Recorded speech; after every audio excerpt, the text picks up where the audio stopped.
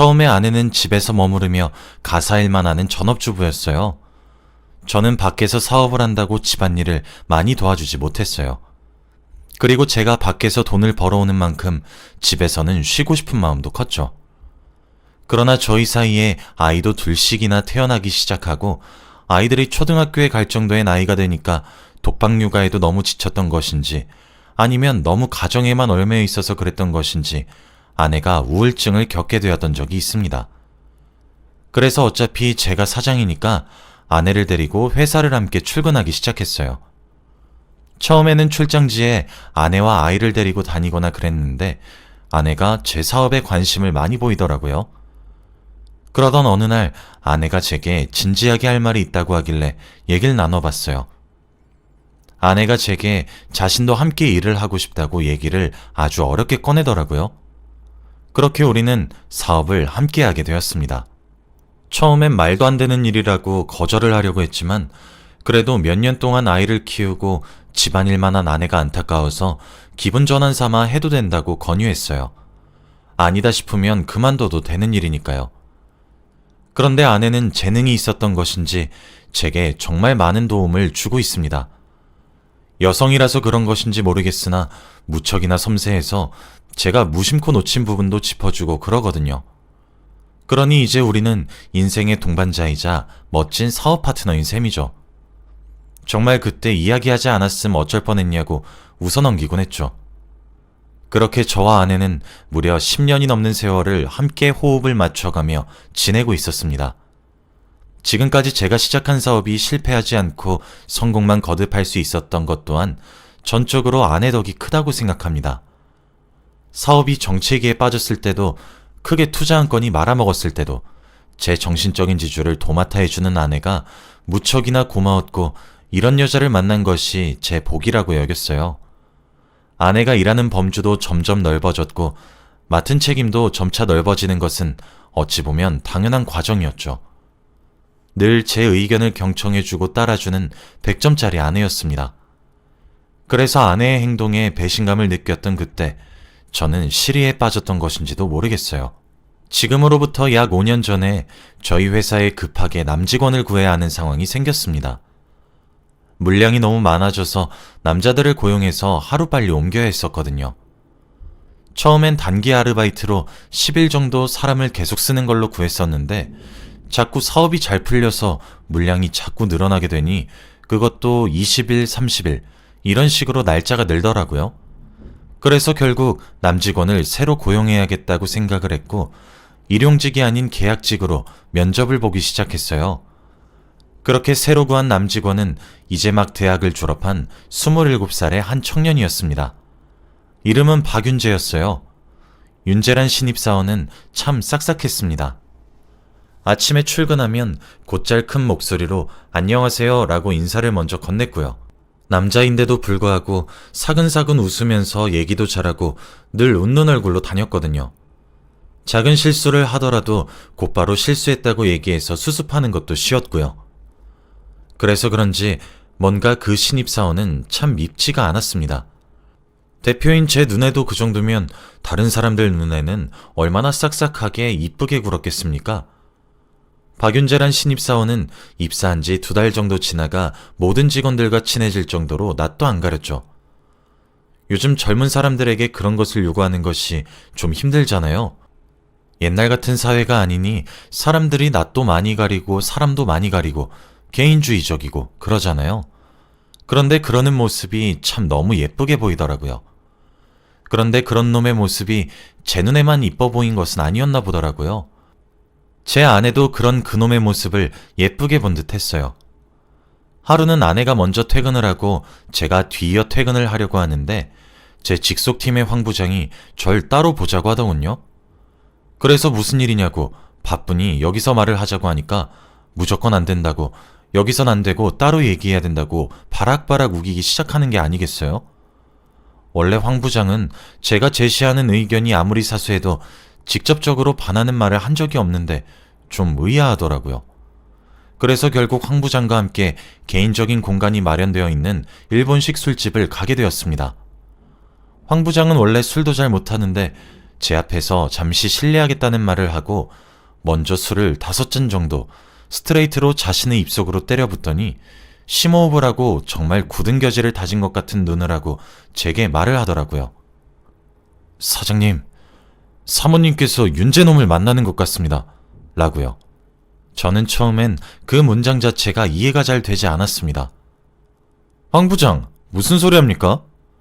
지금 황 부장이 저한테 어떤 소리를 어떻게 한 건지 인지하고 있습니까? 라고 저는 매우 엄한 눈초리로 황 부장을 쏘아보며 차분하게 물었습니다. 예, 알고 있습니다. 사장님, 지금 제가 무슨 소리를 하고 있는지 인지하고 있습니다.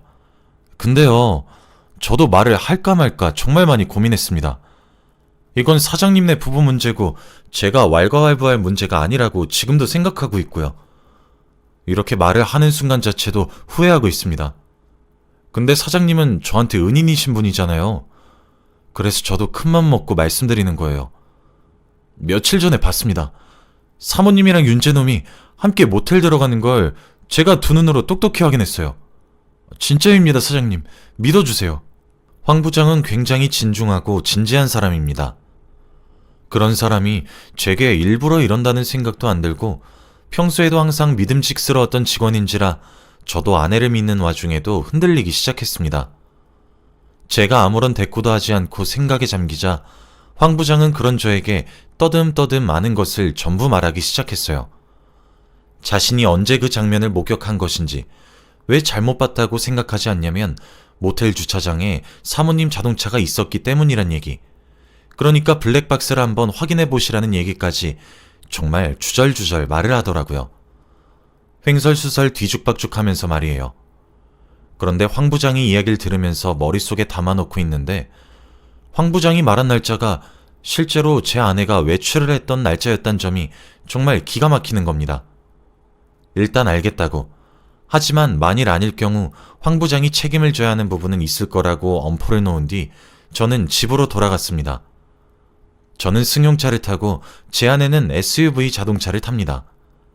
어떻게 아내에게 차키를 받나 생각을 하다가 집에 도착해서 아내에게 그냥 차키 좀 달라고 말을 했습니다. 아내는 제가 당당하게 열쇠를 요구하니까 이상함을 못 느낀 것인지 꺼내가라고 하더군요. 그렇게 아내의 차를 향해 블랙박스 칩을 꺼냈고 같이 들고 내려간 노트북에 연결해서 영상을 조회했습니다. 그런데 황 부장의 말이 맞았더군요. 모텔로 향하고 내리는 그 순간까지 제 아내가 했을 거라곤 도무지 상상 못할 음란하고 외설적인 대화들이 블랙박스에 선명하게 녹음이 되어 있었고, 모텔 주차장에 자동차를 주차하고 내린 뒤 손을 잡고 모텔로 들어가는 뒷모습들까지 말이에요. 사실 저는 황 부장의 말들을 들으면서도 만약에 저 말이 전부 사실이라면 제 눈이 얼마나 뒤집힐까 이런 걱정만 하고 있었습니다. 그런데 실제로 아내가 불륜을 저질렀을 법한 정황이 의심되는 장면을 보게 되니까 뭐랄까, 참 감정을 설명할 수가 없네요. 어쨌든 전 그대로 집으로 다시 올라가 아내를 거실로 불렀고 제가 가져온 블랙박스 영상을 그대로 보여줬습니다. 아내는 정말 제가 뭘 가지러 가거나 그랬을 거라고 생각했었던 것인지 제가 이런 것들을 볼 거란 생각은 해보지도 못했던 표정으로 얼굴이 하얗게 질려서 눈물을 쏟아내면서 무릎을 꿇고 미안하다고 싹싹 빌더라고요. 그런데 그런 아내를 보니까 뭐라고 해야 하나? 화가 난다기보단 그냥 로봇을 보는 것 같은 느낌이 들었습니다. 그냥 감정 없는 로봇이 제게 눈물을 흘리는 듯한 그런 좀 가식적이고 위선적이라고 해야 하나? 그런데 그때 현관 비밀번호 치는 소리가 들리길래 시계를 쳐다보니 제 자식들이 학원에 갔다 올 시간이더군요. 일단 아이들 앞에서 이런 모습을 보이는 것은 아닌 것 같아 아내에게 안방에 가 있으라고 한 뒤 나중에 이야기하자 했어요. 아내도 제 말에 고분고분 따르더군요. 그렇게 아이들이 씻으러 가고 밥을 먹고 잘 때까지 아무런 대화를 하지 않다가 아이들이 잠든 뒤에 이야기를 했어요. 사실 저도 처음엔 당연히 이혼을 해야 한다고 생각했습니다. 이게 정신적인 바람도 아니고 육체적으로 제 부하 직원과 바람이 난 것이잖아요. 그런데 막상 아이들이 밥을 먹고 웃고 떠들고 잠드는 모습을 보고 나니 아이들 얼굴을 봐서라도 참아야 되는 것은 아닌가 진지하게 고민이 되기 시작하더라고요. 저희 아내가 아이들 교육은 정말 잘 시켜서 정서적으로도 안정적으로 잘 자라고 있었거든요. 그리고 곧 사춘기가 될 아이들에게 큰 혼란을 주고 싶진 않았습니다. 저는 아내에게 요구했습니다. 부하 직원과의 불륜 관계를 청산할 것과 정리할 것을요. 그리고 부하 직원은 회사에서 해고를 하겠다고 하면서요. 그럼 이혼은 하지 않겠다고 하면서 말이에요. 이제껏 아내는 정말 좋은 아내와 엄마로서의 역할을 다해왔기 때문에 저도 한 번의 실수는 용서하려고 했습니다. 아내도 솔직히 방법이 없죠. 울며 겨자 먹기로 헤어져야죠. 알겠다고 하더군요. 하지만 자신에게도 시간을 달라고 또 빌어요.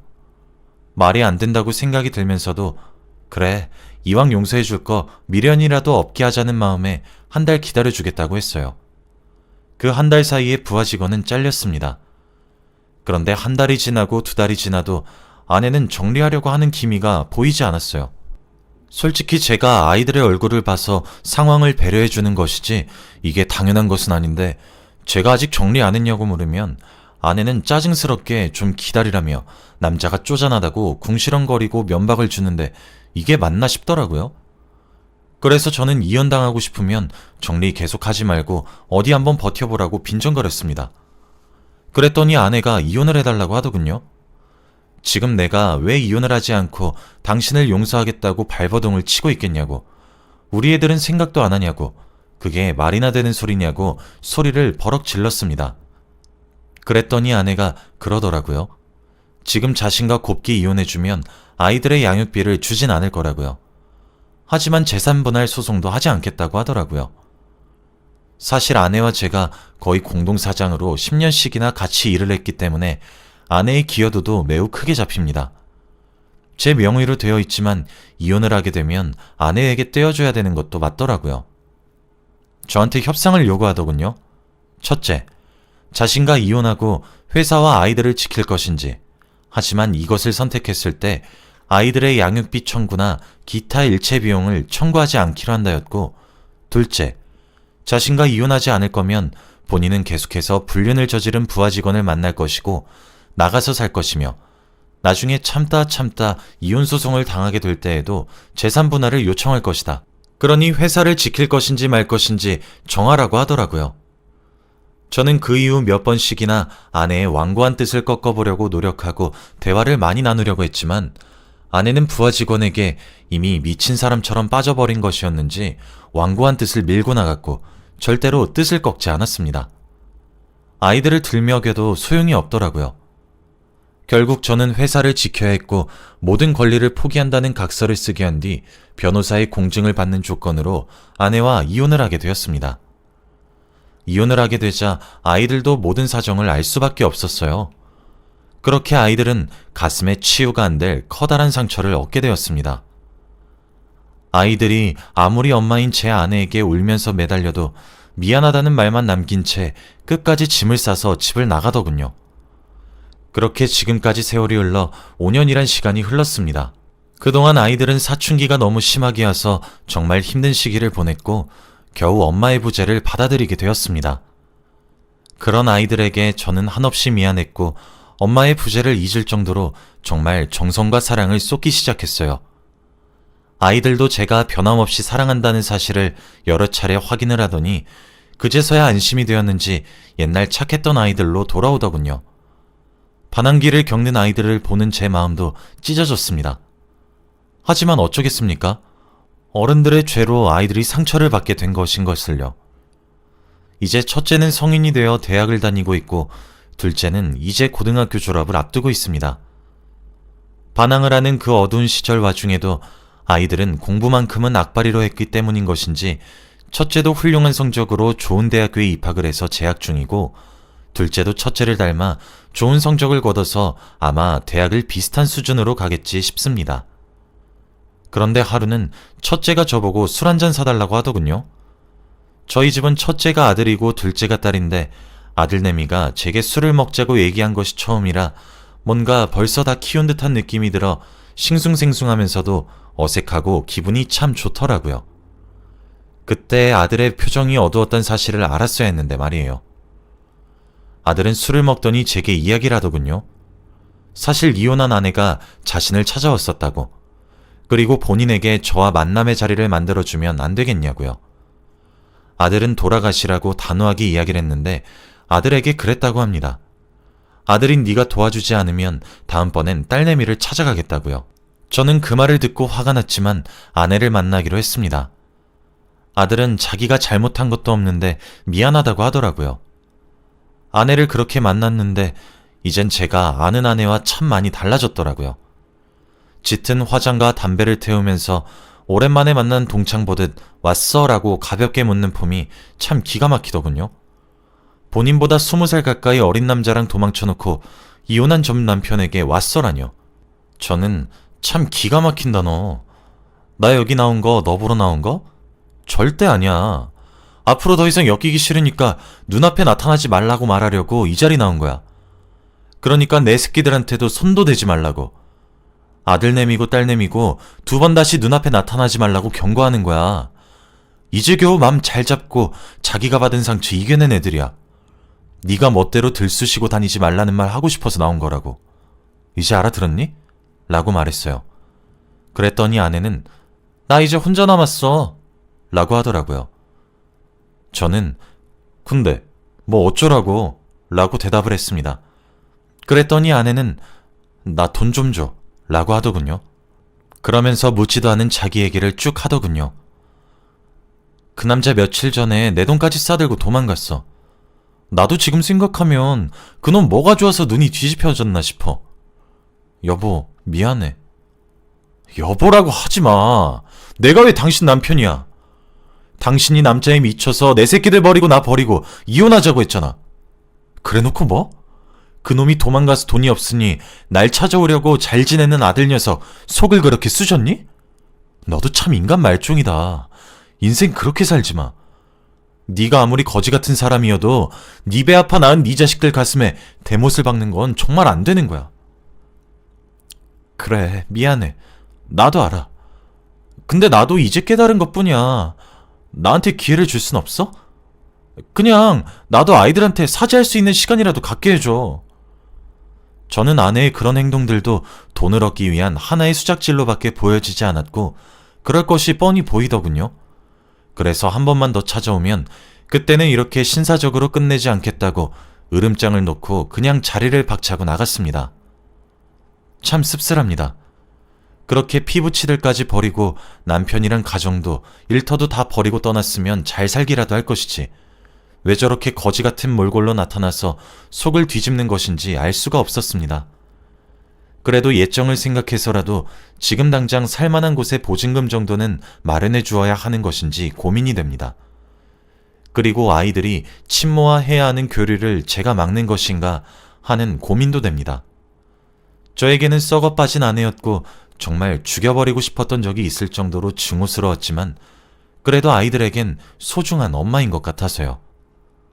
제가 하고 있는 행동이 맞나라는 생각이 오늘 문득 들어 마음이 참 안 좋네요. 그래서 이렇게 사연을 보내게 되었습니다. 제가 잘하고 있는 것인지, 그렇다면 앞으로 어떻게 해야 되는 것인지, 보다 많은 사람들의 의견을 들으면 뾰족한 수가 생길지도 모를 것 같아서요. 여기까지가 제 이야기입니다.